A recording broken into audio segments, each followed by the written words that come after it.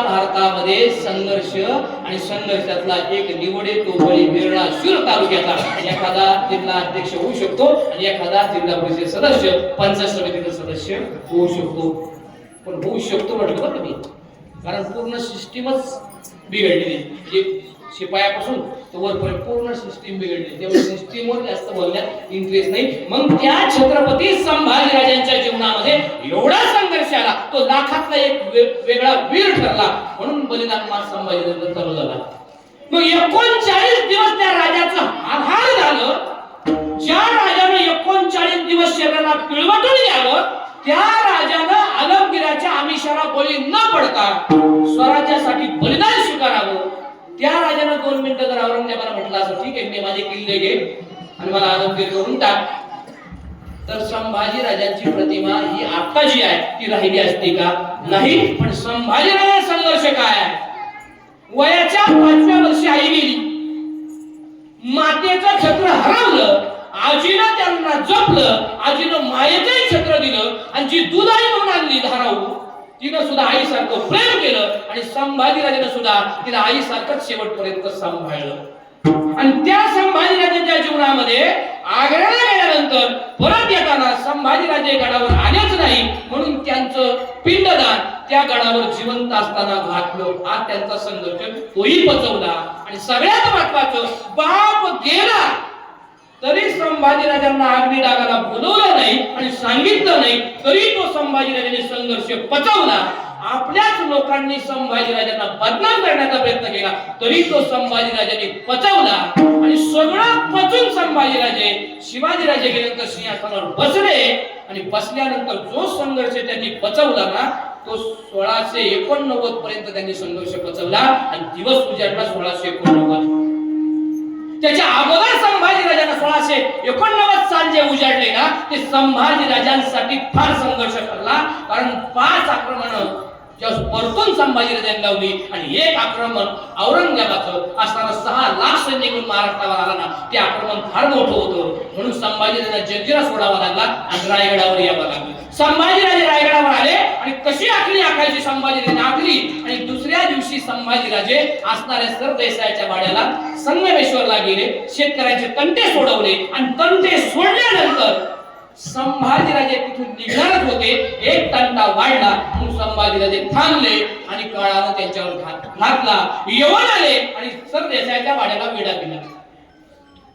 मावळा पळत आला, महाराज मुद्रा करतो, महाराज रायगडात जवळ करा, महाराज रायगडात जवळ करा, शत्रू आलाय, शत्रूने या सरदेसाईच्या वाड्याला वेढा दिला, महाराज केव्हाही दिन होऊ शकते आणि शत्रू आक्रमण करून दरवाजा आत येऊ शकतो, महाराज रायगडात जवळ करा. कवी कलश पुढे आले आणि कवी कलश म्हणतात, महाराज हा कवी कलश बाजीसारखी खिंड लढतो, पण एक काम करा महाराज, तुम्ही रायगडात जवळ करा, महाराज लाख मेले तरी चालतील पण लाखाचा पोशिंदा जगला पाहिजे. आणि कवी कलश म्हणतात, लाख मेले तरी चालतील पण लाखाचा पोशिंदा जगला पाहिजे. आणि संभाजीराजे म्हणतात, कवी कलश लाख मोलाचा माझा मावळा जगला पाहिजे. द्या त्या शमशानी, घेतले हातात शमशानी आणि शंभूराजे सरळ उभे राहिले आणि पाताक्षणी दरवाजा उघडला गेला आणि संभाजीराजांची तलवारबाजी सुरू झाली. घनघोर युद्ध झालं आणि घनघोर युद्धामध्ये संभाजीराजे हटत नाही म्हणून फितुरानं घात केला आणि संभाजीराजांना सकळ दंडानं पकडलं. कवी कलशला बाण लागला, कवी कलश खाली पडले. संभाजीराजांना पाहावं, संभाजीने आवाज दिला आणि कवी कलशने आवाज ऐकला. कवी कलशने छातीतला बाण बाजूला काढला आणि कवी कलश धावत आले संभाजीराजांच्या मदतीला. कवी कलशला सुद्धा सकळ दंडानं जखडलं गेलं. कवी कलश सकळ दंडानं जखडले गेले आणि पाहता पाहता विचार केला की आता मात्र संभाजीराजांना इथं ठेवलं तर सगळे मराठ्यांना समजलं की मराठे येतील आणि आपला खात्मा करतील. शत्रूला रातोरात संभाजीराजांना अकलूज मार्गे असणाऱ्या पेडगावच्या किल्ल्यामध्ये आणून ठेवलं श्रीगोंद्यातला आणि वधस्तंभाला संभाजीराजांना जखडलंय. आणि औरंगजेबाला सकाळी विचारतोय, शंभूराजे 350 किल्ले माझ्या स्वाधीन करा आणि 350 किल्ले माझ्या स्वाधीन करा आणि माझी माणसं तुम्हाला कोण कोण फितूर आहे त्यांची नावं सांगा आणि एक काम करा राजा, फक्त येऊन मला मिळा, तुम्हाला आलमगीर करून टाकतो. आणि शंभूराजे म्हणतात, आता प्राण गेला तरी व्यक्त, मी शिवाचा छावा संभाजी आहे, प्राण गेला तरी व्यक्त, पण मी माझा स्वराज्य धर्म सोडणार नाही. आणि राजानं स्वराज्य धर्म सोडला नाही. औरंगजेबानं घात केला. औरंगजेबानं संभाजीराजांच्या अंगाची कातडी सोडली आणि औरंगजेबानं संभाजीराजांच्या अंगावर मिठाचं पाणी मारलं. पण संभाजीराजाने यातना भोगल्या. पण संभाजीराजे औरंगजेबाच्या बाजूने थोडे सुद्धा झुकले नाही. औरंगजेबानं संभाजीराजांच्या काळात शिजत होता. औरंगजेबानं संभाजीराजांची जिव्हा छाटण्याचा प्रयत्न करावा. 39 दिवस राजाचं हाल केलं. राजेश असणाऱ्या आपल्या आबासाहेबांना आठवतात. आबासाहेब, तुमचा छवा आज स्वराज्यासाठी शहीद होणार आहे. पण आबासाहेब, आज तुमचा छवा तुमच्या समवेत तुमच्या चरणाला नतमस्तक होण्यासाठी येणार आहे. आबासाहेब, प्राण गेला तरी वागतात, पण तुम्ही शून्यातून विश्व निर्माण केलेला आज शंभू राजा कदापि सोडणार नाही. औरंगजेब कुणी असो सोडणार नाही. प्राण गेला तरी चालेल. आणि संभाजी राजांचं हाल झालं. 39 दिवस संभाजी राजांचं हाल केलं तरी संभाजीराजे शेवटपर्यंत झुंज देतात. आणि मग औरंगजेबानं डाव साधला. कवी कळसला संभाजी राजांच्या अगोदर बेदम पद्धतीने अगदी क्रूर पद्धतीने मारलं की जेणेकरून कवी कळस मित्र आहे संभाजी राजांचे.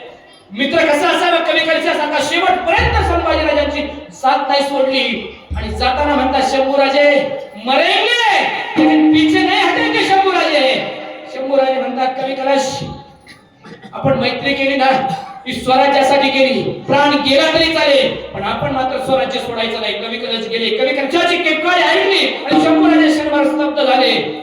आणि शंभूराजे विचार करतात आता एक मोहरा गेला तरी चालेल, पण स्वराज्य यांच्या कशात जाऊन द्यायचं नाही. आणि 11 मार्च 1689 ला औरंगजेबाने आदेश दिला, शंभूराजे फक्त एकदा येऊन मला मिळा. शंभूराजे म्हणाले नको नव्हतात, कारण संभाजीराजांची जीभ छाटली होती. डोळ्यामध्ये सळ्या उपसल्या होत्या. संभाजीराजांचे डोळे गेलेले होते. जीभ छाटलेली होती. तोंडातून संभाजीराजांचं रक्त येत आहे. आणि संभाजीराजांना औरंगजेब विचारतोय, शंभूराजे एकदा येऊन मला मिळा, तुम्हाला अलौकिक करून टाकतो. शंभूराजे मालिन्य खुणवतात. दुसरं काही संभाजीराजे बोलतायत, औरंगजेब प्राण तरी वागतात, पण मी माझा स्वराज्य धर्म सोडणार नाही. आणि 11 मार्च 1689 ला मृत्युंजय अमावस्येच्या दिवशी असणाऱ्या औरंगजेबानं आदेश दिला, संभाजीराजांचा शिरच्छेद करा. आणि संभाजीराजांचा शिरच्छेद झाला.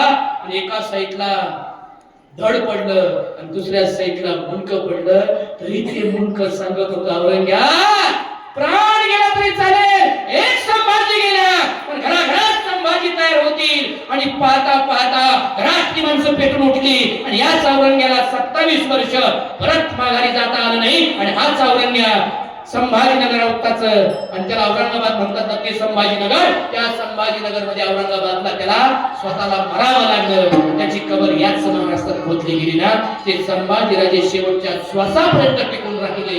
आणि स्वराज्य कशात घातलं नाही ना, त्याला म्हणतात संभाजीराजांचं बलिदान. विचार करा बांधव.